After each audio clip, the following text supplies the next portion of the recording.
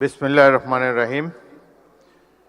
সম্মানিত সভাপতি, বিশেষ অতিথি, মাননীয় মন্ত্রী প্রতিমন্ত্রীবৃন্দ, জুলাই শহীদ পরিবারের সদস্যবৃন্দ, জুলাই যোদ্ধাগণ, সংসদ সদস্যবৃন্দ, এক্সেলেন্সিস যারা এখন নাই এখানে, সামরিক ও বেসামরিক ঊর্ধ্বতন কর্মকর্তাবৃন্দ, গণমাধ্যমের সম্মানিত প্রতিনিধিবৃন্দ, উপস্থিত সুধীমণ্ডলী, আসসালামু আলাইকুম। শুভ অপরাহ্ন।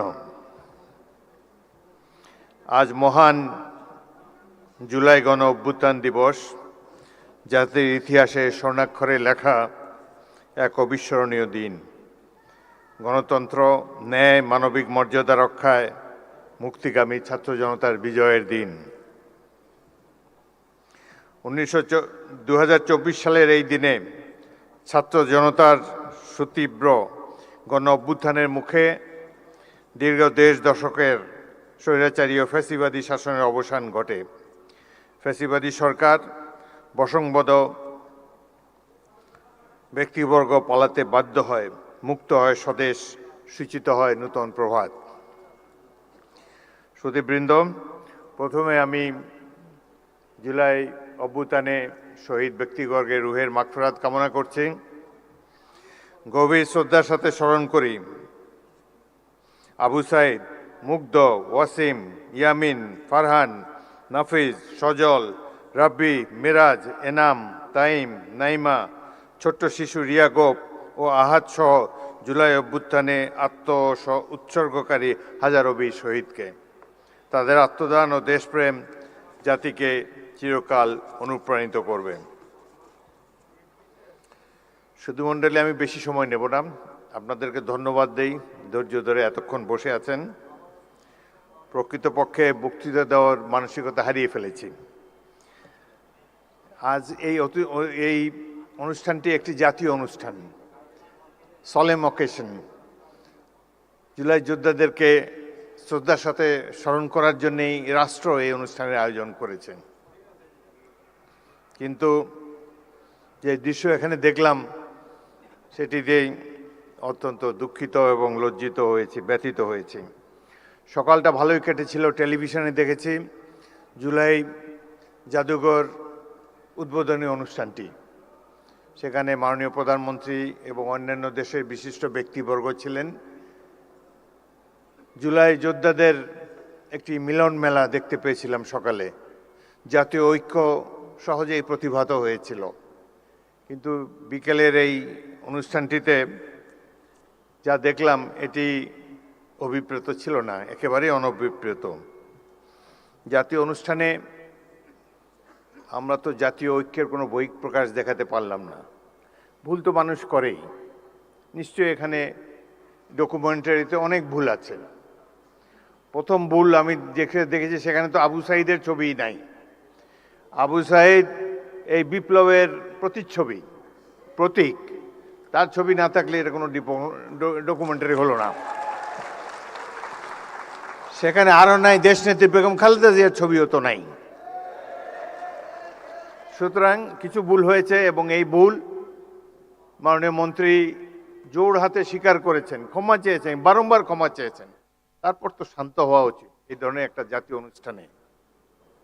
এটাকে পুষে সংসদের মতো একটা ওয়াকআউট, এটি বাঞ্ছনীয় নয়।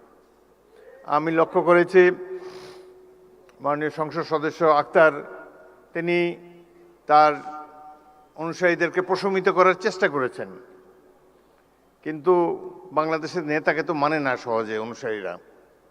প্রতি মুহূর্তেই তারা যে নেতার চেয়ে বড় এটা প্রমাণ দেওয়ার জন্য মুখিয়ে থাকে। সেই কারণেই এই ধরনের একটা অনুষ্ঠানের এই পরিণতি হলো। এখানে যারা বিদেশি বসা ছিল, আমি মনে মনে চিন্তা করছিলাম যে ইংরেজিতেই ভাষণ দেব, বিদেশিরা দেখুক 16 বছর আমরা কিভাবে কাটিয়েছি, কিন্তু তারা তো চলেই গিয়েছে। যাই হোক, জাতীয় অনুষ্ঠানে এই ধরনের বিশৃঙ্খলতা মোটেই কাম্য ছিল না। ভাই, আমরা তো জনগণের ভোট নিয়ে এখানে এসেছি, জনগণের নির্বাচিত প্রতিনিধি আমরা, হাওয়ার থেকে উড়ে এসে বসি নাই এখানে। সুতরাং এই সরকার নির্বাচিত একটি সরকার, এটুকু শ্রদ্ধা সম্মান প্রাপ্য। ভুল তো আমরা করি, আরো হয়তো সামনে আরো ভুল করব, সেই ভুল করলে তার জন্য মাসুলও দেব, কিন্তু সবাই মিলে ভুল সংশোধন করতে চাই। সকালের অনুষ্ঠানটা একটা চমৎকার একটা অনুষ্ঠান ছিল। প্রফেসর ইউনূস নিচে বসেছিলেন, তাকে মাননীয় প্রধানমন্ত্রী ডেকে এনে সম্মান দেখিয়ে তার পাশে বসিয়েছেন, স্টেজে উঠিয়েছেন। এটাই তো আমরা কামনা করি। সবাইকে আমরা সম্মান করতে চাই, কাউকে অপমান করার চেষ্টা চাই না। এখানে বক্তব্য দেওয়ার সময় কেউ বুয়া বুয়া বলে চিৎকার করে, রাষ্ট্রীয় অনুষ্ঠানে কি এগুলো মানায়? কবে আমরা শিখব? যাই হোক, অত্যন্ত দুঃখজনক। আমি আরো বেদনার্ত হয়েছি, অভিভূত হয়েছি। মা তার অন্ধ ছেলেকে নিয়ে এখানে দাঁড়িয়েছেন। তার ছেলেটি চোখ হারিয়েছে গণতন্ত্র পুনরুদ্ধারের জন্যে, আইনের শাসন কায়েম করার জন্যে। আজকে তারা আমাদের সামনে এসে দাঁড়িয়ে যদি মর্যাদাই না পান, তাদেরকে যদি আবারও ছোটখাটো চাওয়া পাওয়ার জন্য মন্ত্রীদের দ্বারে দ্বারে ঘুরতে হয়, সেটি জাতির জন্য লজ্জা। আমি আপনাদেরকে আশ্বস্ত করতে চাই, এখানে দুজন মন্ত্রী, নিচে জুনায়েদ সাকি মাননীয় মন্ত্রী চমৎকার বক্তব্য দিয়েছে। এই সরকার তো আপনাদের নির্বাচিত সরকার, আমরা ভুল করলে আমাদেরকে শুধরিয়ে দিবেন। আমরা তো আর আওয়ামী লীগ হতে পারবো না, হতেও চাই না। আওয়ামী লীগের দেখেন, তাদের কোনো অনুশোচনা নাই। এত অন্যায়, অবিচার, খুন, গুম, মানি লন্ডারিং, হত্যা, নির্যাতন, আয়নাঘর, এতে তারা কোনো লজ্জাবোধ করে না তো। আবার বলে যে ডিসেম্বর মাসে আসেন, দেশে এসে পদার্পণ করবেন। আমরা অপেক্ষা করে আছি, আসেন দেশে। দেশে আছেন, দেখা হবে ইনশাল্লাহ রাজপথে। 27 বছর বয়সে মুক্তিযুদ্ধ করেছি, এখন 82 বছর বয়সে আরেকটা করব বাংলাদেশের জন্যে। বাংলাদেশে জনগণের শাসন, গণতন্ত্র চিরস্থায়ী করে যাব আমরা। রক্ত দিয়েছি এই দেশের জন্য, যুদ্ধে আহত হয়েছিলাম 1971 সালে। এই ধরনের বাংলাদেশ দেখার জন্য নয়। ইনশাল্লাহ জুলাইয়ের যে ইতিহাস, গৌরবের ইতিহাস, পৃথিবীতে অনেক রাষ্ট্র আছে, তাদের এরকম নাগরিক নাই যে উদ্ধত সঙ্গিনের সামনে দুহাত তুলি আবু সাইদের মতো দাঁড়াতে পারবে। কোন জাতি এত সাহসী? আমরা সেই জাতি, তাদেরকে নিয়ে আমরা গর্ববোধ করি। আপনারা যারা এখানে এসেছেন, জুলাই যোদ্ধারা, মন খারাপ করবেন না। যারা জীবন দিয়ে গেছে 71 সালে, তারাও কিছু পায় নাই। আপনারাও যা প্রাপ্য হয়তো পাবেন না, কিন্তু এই সরকারের কাছ থেকে নিশ্চয়ই সম্মান আপনারা পাবেন। আমরা সেই সম্মান আপনাদেরকে দেব। গরিব দেশে যতটুকু সাধ্য আছে সব কিছু উজাড় করে দেব আপনাদের কল্যাণের জন্যে। বাংলাদেশের এই সরকারের সবচাইতে গুরুত্বপূর্ণ কাজ, জুলাইতে যারা আত্মাহুতি দিয়েছে সেই সব পরিবারের রক্ষণাবেক্ষণ করা। এটাই সবচাইতে পবিত্র দায়িত্ব। যারা আহত, চোখের দৃষ্টি হারিয়েছে, অঙ্গ হারিয়েছে, তাদেরকে সুস্থ করে তোলা এই সরকারের পবিত্র দায়িত্ব। ইনশাল্লাহ আমরা সবাই মিলে সেটি পালন করব।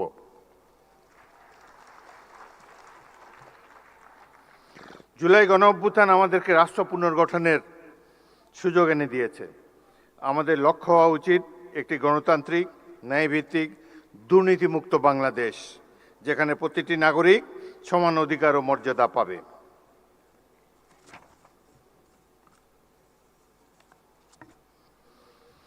আজ আমরা একটি নূতন যাত্রার সূচনা পর্বে দাঁড়িয়ে আছি।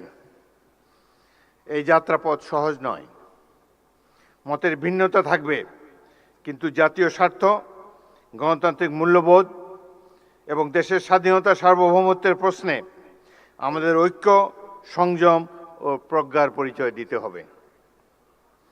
আমাদের সজাগ থাকতে হবে যাতে কোনো বিভাজন, কোনো বিদ্বেষ বা কোনো সংকীর্ণ স্বার্থ যেন আমাদের জাতীয় অগ্রযাত্রাকে ব্যাহত করতে না পারে।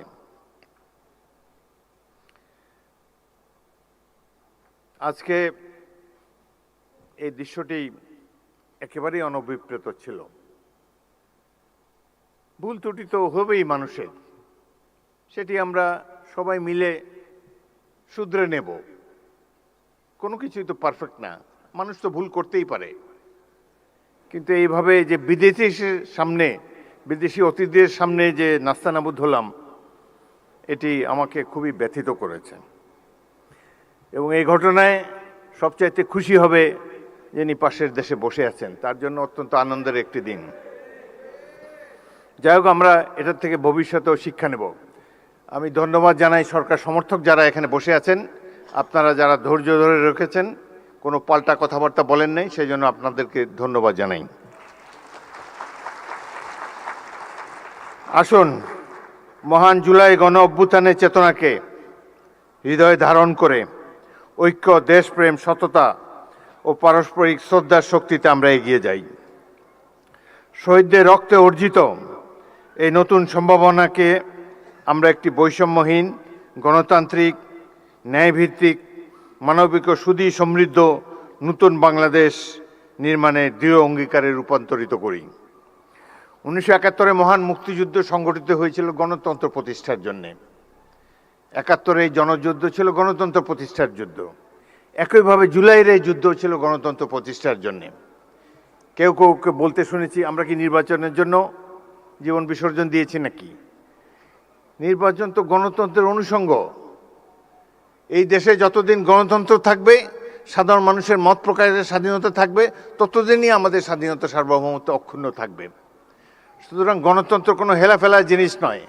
যাদের জনগণের সামনে দাঁড়াবার শক্তি নাই, যাদের সেই অতীত নাই, জনগণ, জনকল্যাণ যাদের মাথার মধ্যে নাই, তারা নানা ধরনের তত্ত্বে সমাবেশ ঘটাবে। অনেক কথা বলার ছিল, কিন্তু রাষ্ট্রপতি হিসাবে সব কথা বলা ঠিক না। ঐক্য বিনষ্ট হয়ে এরকম কোনো কথা বলতে চাই না। আমি খুবই সামান্য মানুষ। এখানে যা কিছু সম্মান দিয়েছে, আমাদের দল দিয়েছে, জনগণ দিয়েছে, মহান জাতীয় সংসদ দিয়েছে। আমি ক্ষুদ্র ব্যক্তি, কিন্তু একটি বড় চেয়ার আপনারাই দিয়েছেন, সেখানে বসে আছি। চেয়ারের মর্যাদা যাতে সবসময় থাকে, সেই জন্য, আমার জন্য নয়, চেয়ারের মর্যাদা রক্ষার জন্যে, বাংলাদেশের মর্যাদা রক্ষার জন্যে আমরা প্রত্যেকটি নাগরিক সচেতন থাকব, এই কামনা করে বিদায় নিচ্ছি। আপনাদের সবাইকে ধন্যবাদ।